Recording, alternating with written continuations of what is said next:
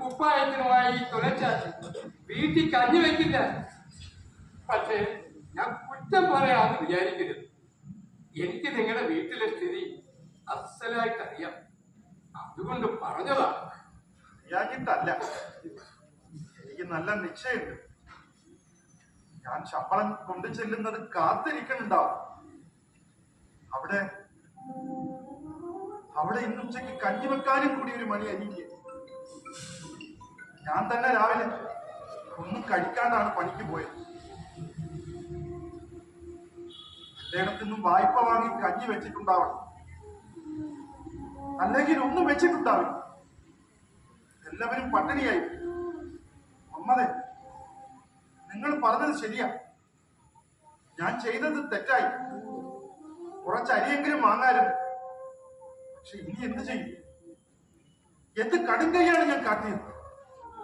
അമ്മതെ, ഞാനിപ്പോ പോകും. നാളെ കാണാം. അങ്ങനെയാവട്ടെ, നാളെ കാണാം.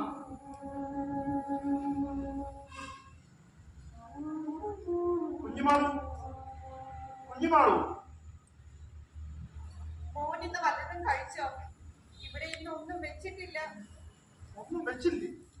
ശങ്കരനായരുടെ വീട്ടിൽ നിന്ന് കുറച്ച് അരി വാർത്ത കഞ്ഞി കൊണ്ടുവന്നിരുന്നു. അത് അവന് കൊടുത്തു. കഷ്ടം, വിശപ്പ് മാറിയിട്ടുണ്ടാവില്ല. ഇന്ന് കൂലി കിട്ടിയില്ലേ മോനെ? കിട്ടി. പക്ഷേ കുഞ്ഞുമാളു ഒരു ജാക്കറ്റിനുള്ള തുണി വാങ്ങി. ഇപ്പൊ ഇത് വേണ്ടിയിരുന്നില്ല. കിട്ടുണ്ണി വന്നില്ലേ? കിട്ടുണ്ണി, ബാല, കിട്ടുണ്ണി, ആ പുൽപ്പായം കൊണ്ട് എടുത്തോ. കുഞ്ഞുമാളു, ഇത്തിരി മുറുക്കാനി കിട്ടെടുക്കാം. എനിക്ക് പായൊന്നും വേണ്ട, ഇരിക്കാൻ സമയമില്ല. ആ പാട്ട് ബാക്കി ഇങ്ങോട്ട് തന്നാട്ടെ. നേരെ ഇക്കുറി ഞങ്ങളെ ഇനി ബുദ്ധിമുട്ടിക്കരുത്. എന്തേ പറഞ്ഞത്? ബുദ്ധിമുട്ടിക്കുകയാണ്? നന്ദിയില്ലാത്ത നിങ്ങൾക്കാണോ ബുദ്ധിമുട്ട്?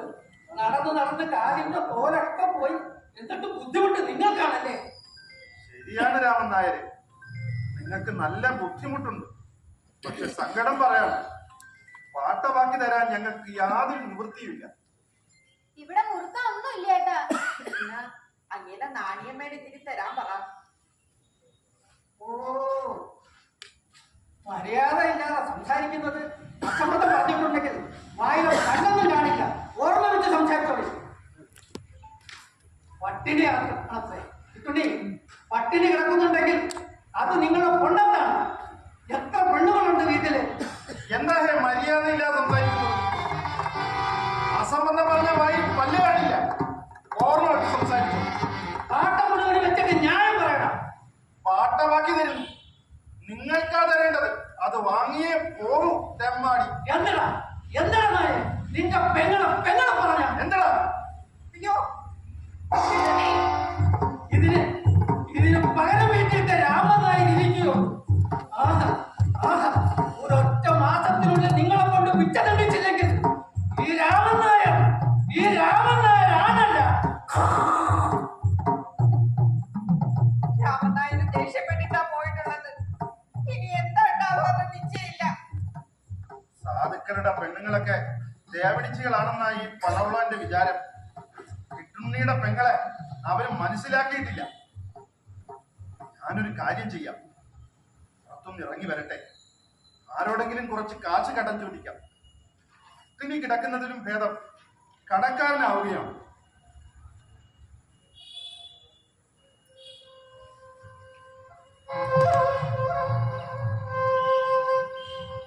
നാലെണ്ണ കടം കിട്ടാൻ വേണ്ടി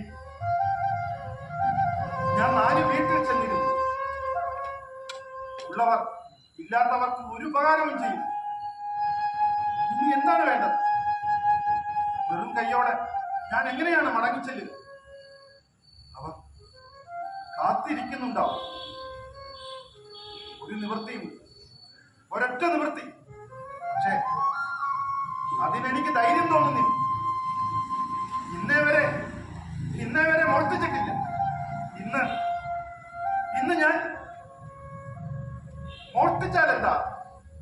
അതേ നിവൃത്തിയുള്ളൂ. ഒരു കുടുംബത്തെ മുഴുവനും പട്ടിണി കിടത്തുന്നതിനും ഭേദം ഒരു കള്ളനാവുകയാണ്.